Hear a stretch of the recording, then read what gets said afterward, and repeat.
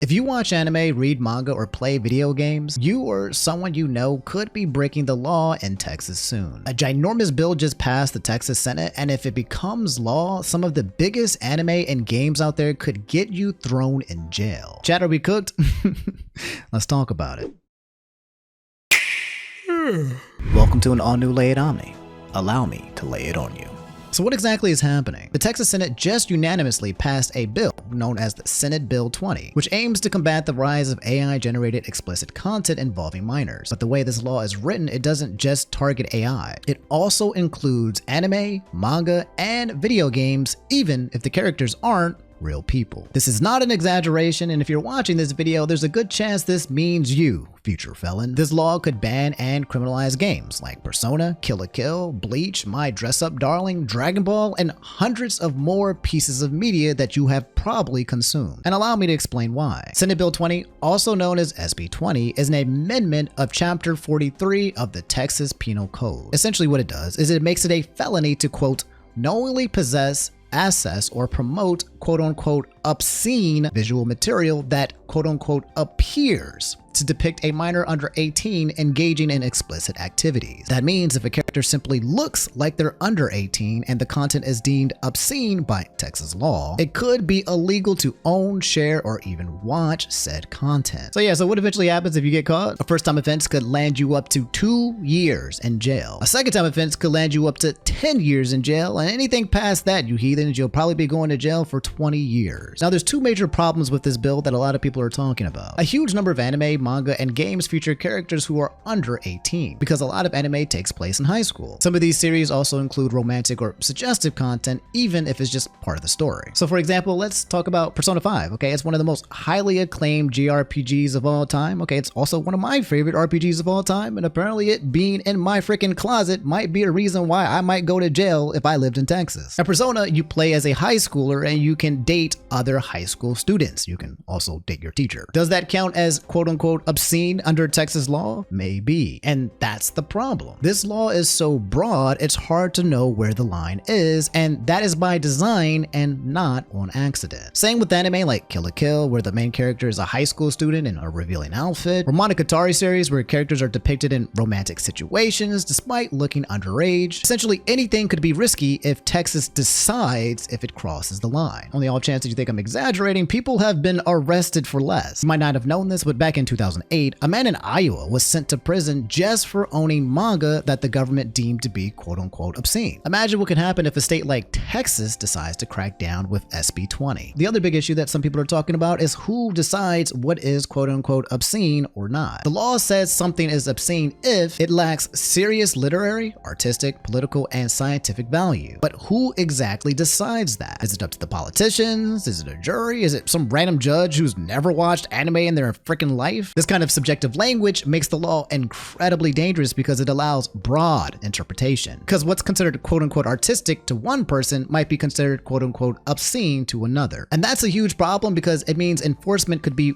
wildly inconsistent. It also raises serious concerns about freedom of expression and censorship. Should a state government really be deciding what kind of fiction people can consume? And then when that happens, where does that line stop? So what's going to happen now? SB 20 just passed the Texas Senate, but it's not law quite yet. It still needs to be approved by the Texas House of Representatives, and then it needs to be signed by the governor before it officially takes effect this year, September 1st, 2025. But here's the problem, or the solution, depending on what side of history you're on this. But the Senate approved this unanimously, which means both Republicans and Democrats supported it and agreed to it. Bipartisanship during these political climates are more rare than not, so there's a very high chance that this does become law. And if that happens, we could be looking at a major crackdown on anime, manga, and video games in Texas and potentially beyond. You think that you don't live in Texas, you're safe? No, if this does go through with Texas, other states will probably follow suit. So you're probably wondering, how exactly is the internet reacting to this? This guy here saying 9/11 for lolicon icons, it's a great day to be alive. This person here said, meanwhile, the people responsible for Epstein files getting lost and real P-files being allowed to roam free are not punished. Yeah, let's ban fictional depictions of underage lewd while real P-files are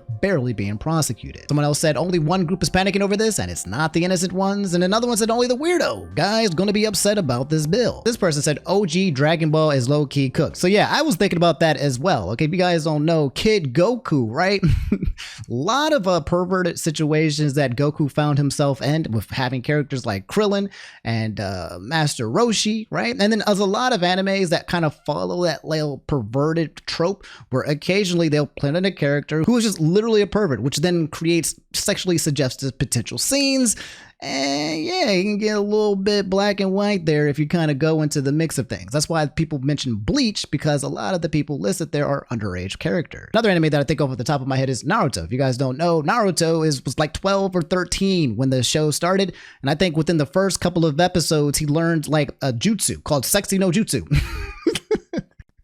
Where he was able to clone himself to being like naked women, right? That right there, banned. Right there, no more. A lot of people are saying, hey, this is a good thing, okay? This is going to get a lot of those creeps that are in the industry out of the way, the people who are very anti-lolly. They're pointing to this specific line here where it says, quote, an image that to a reasonable person would be virtually indistinguishable from the image of a child younger than 18 years of age. So now the question is does the character look like a child indistinguishably or not? From what I know, there are definitely shows out there and anime out there that kind of portray characters that look very young, like on purpose done to look like children. Okay, let's just not cut it any other way. Then there's a situation of like small women who just look young or who look girly. I remember there was one situation where they were calling a grown man like a predator or pedophile because he was married to a woman who was just small. Like she just, she was just small. So they were like, ew, bro, that's nasty of you. And she was a grown 30-year-old woman. Some people, though, suggest that bans like this can only ever be either ineffective or overreaching by the government, since fiction exists in order to explore concepts otherwise impossible in the real world. It also means that potentially some old guy is just going to look at an anime character and probably ignore their official ages, or if they have an hourglass figure or not, or if they have boobs or not, or whatever, and just be like, yeah, looks like a kid to me. Some people feel like this might target the LGBT community specifically. So if they see any of that kind of information floating around in an anime, then they can just say, hey, that person kind of looks underage, we're going to ban it. And others believe it will go any further and it will allow the government to ban anything that they see as, quote unquote, woke. This person on Reddit said, this seems like it's going to be very hard to enforce. Also, I definitely don't want the government telling me what is and what isn't obscene. Personally detest lolicon, but I don't trust our elected officials to apply obscenity laws equitably and fairly. We have to defend freedom of speech, press, and expression even for things we find abhorrent. We need to examine and regulate our culture. Any power we give the government can be used against us. Anyway, that's all I have for this episode of Lay It Omni. You've just been laid. Moral of the story. Do you think this law is too broad and is going to be used and abused by the people who are running it? Or do you think it's exactly kind of what we need in order to provide censorship and to protect the children? In my opinion, I love anything that protects children. Okay, I'm just very protect the child type situation, but I do know a lot of people like to use protect the children in a way to kind of push like other agendas and ideologies. Okay, that's why we still have crazy amounts of school shootings in the United States, right? We want to protect the children from what they see on anime, but they're still getting shot up in schools daily. And also, as most of you guys know, I'm very anti-government-ish, okay? I'm very skeptical when it comes to giving power to them, and regardless of the administration, okay? I always feel like the more power that they have, that's more power that they can use to corrupt and govern. I just don't have faith in a lot of power, because I think like power breeds corruption, whether it's private or government. So you got to kind of like pick your poison. But if Texans literally start arresting people who own a copy of Persona 5,